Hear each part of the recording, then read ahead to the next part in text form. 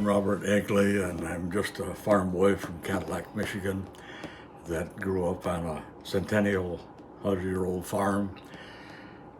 Knew that I had a 2-year selective service obligation and decided that I would not avoid that, but rather I would look forward to it. So I joined the ROTC in college, the Army ROTC, and decided I should go through and get commissioned as an officer, and decided that I wanted to do the Army infantry and as a challenge. And so I went on active duty in December of 1968 and went through the Army parachute and Army Ranger training to get as much training as I could, knowing that because I volunteered for the infantry that I'd be going to Vietnam probably sooner than later.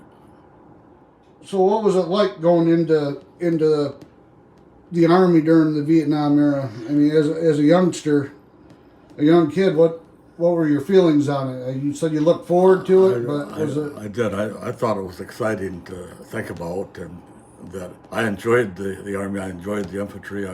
I found my niche, if you will, and I enjoyed the challenge of hard training and of learning new things.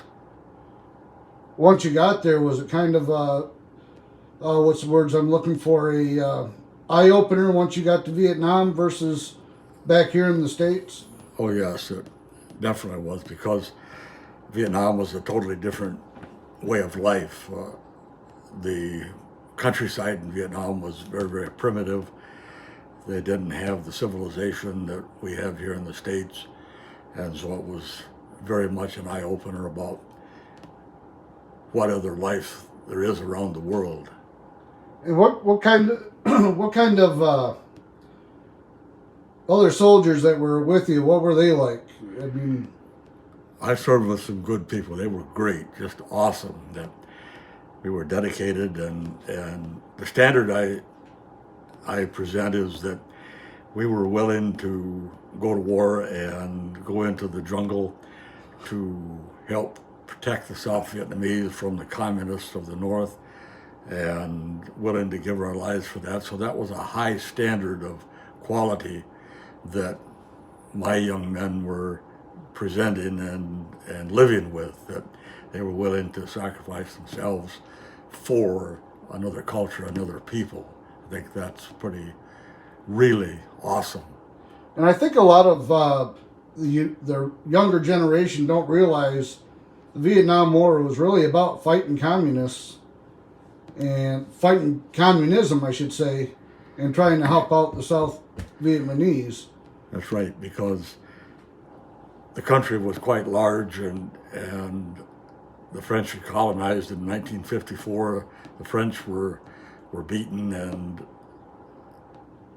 the communists, or the Vietnam, was partitioned between North and South Vietnam, and North Vietnam became communist. And interestingly, in 1954 and 55, there was a huge exodus of North Vietnamese from North Vietnam into South Vietnam that voted with their feet to leave communism and go to the free South Vietnam. Where were you wounded at? Northwest of Saigon, very close to the Cambodian border. All right. A little Vietnam village called Song Bay. And you were shot in the head? Yes. You were part of the Army Airborne then? Yes. All right. And once you got to Vietnam, how long was it before you seen action over there? Right away, we were. I was assigned to the 1st Infantry Division, the Big Red One, and they were active along the Cambodian border, and so it was only a matter of days before I saw the first action. It was pretty quick. Do you feel like you were prepared for Yes. for what happened? Yes. All right.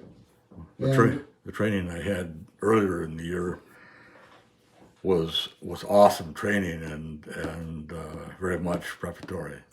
Now, were you scared on your first mission there, or were you scared on all your missions? I should say. Yes, because anybody that says they weren't scared were only kidding themselves. It was just to get shot at and have all of that stuff flying around was pretty eye-opening, pretty terrible. And so, yes, it was scary, but then the training kicks in and you function. Right. And as far as the North Vietnamese, I mean, were they pretty well? They were tough people, yes.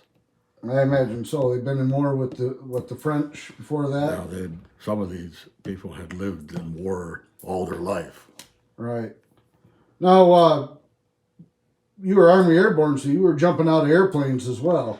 During that was before I went to Vietnam, and I was trained as a paratrooper and also as a what we call an airborne ranger. I went to the Army Commando Ranger training school, and so that was very, very good, very interesting.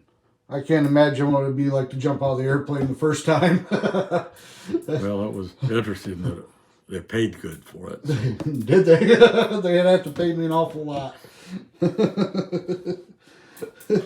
So you went on several missions then, and was it, you get into a lot of firefights with the North Vietnamese? Yes, I started in January of '69, and through the course of several months, then we had quite a bit of movement in the jungle and several firefights, and then I got wounded on May 19th. And you mentioned to me that you hardly seen the enemy. In the jungle, we very seldom saw the enemy, yes. You just heard their bullets coming at you. Right. And tragically, that was something that should have been a better part of our tactics to have gotten more stealthy. Right. We were terrible on noise, and therefore we usually got ambushed. We weren't able to ambush the bad guys very often. Yeah. So that adds to the pucker factor right there. I mean, if you, especially being a country boy and deer hunting, and you knew that you had to be quiet, but not everybody in the group was the same, right? No, it wasn't. Some people were loud talkers. I had a commanding officer that was way too loud, and he gave us away several times. Wow. Well, you can't really do nothing about that, though, huh? All you could do was keep going. Wow. Now you eventually you ended up getting wounded. Do you remember much from that day? I remember getting into a fight, and one of my guys was also wounded ahead of us, and he eventually died. We were trying to get to him to recover him, and there was so much stuff. We have what we call a greasing fire, and I took one of those, and my lights were out. I lost the side of my face, and eventually spent 19 months at Walter Reed Hospital, and they rebuilt my face, had a lot of plastic surgery, and took care of me very well. And now I can't remember. You met Bonnie before all this, right? Yes. Bonnie, your wife. And what year did you meet her? You met her before you went overseas, obviously. I did, yes. And we went our separate ways, and then actually deer hunting brought us back together because her brother and I had hunted together, and we reunited while I was still in the hospital to deer hunt, and during which I saw Bonnie again, and we started dating and got together, and so she was a big help in my recovery to work with me and tolerate my conditions. And so you had Bonnie there for support. How'd you feel when you came back? The support of the public. What was that like?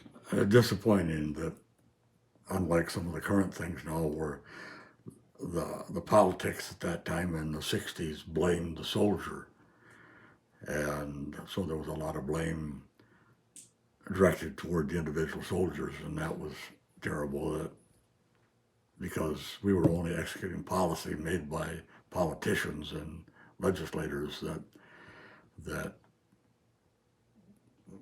we did what we were told to do.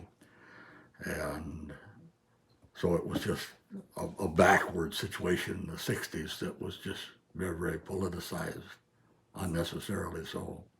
And a lot of the public, which were not in the military, didn't understand. Right, and they didn't have any desire to know anymore. They made their assumptions and knee-jerk reactions that they didn't want to study communism to see how bad that was, and that we were a part of that big worldwide picture of communism or anti-communism, and that would have provided a lot of perspective that they didn't want to deal with. So you live through all of that. You live through getting shot, and you got to come back to people that aren't treating you well because they don't understand what's really going on. And so that must have been awful hard for you to take. Well, it was, but just to distinguish that here in my hometown and everything, people were very supportive.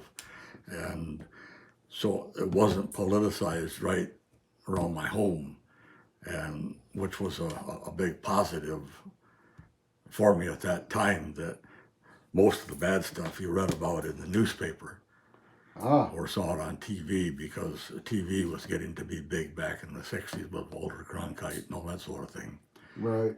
So locally here, all my friends and family and neighbors were very supportive and encouraging to get back into life.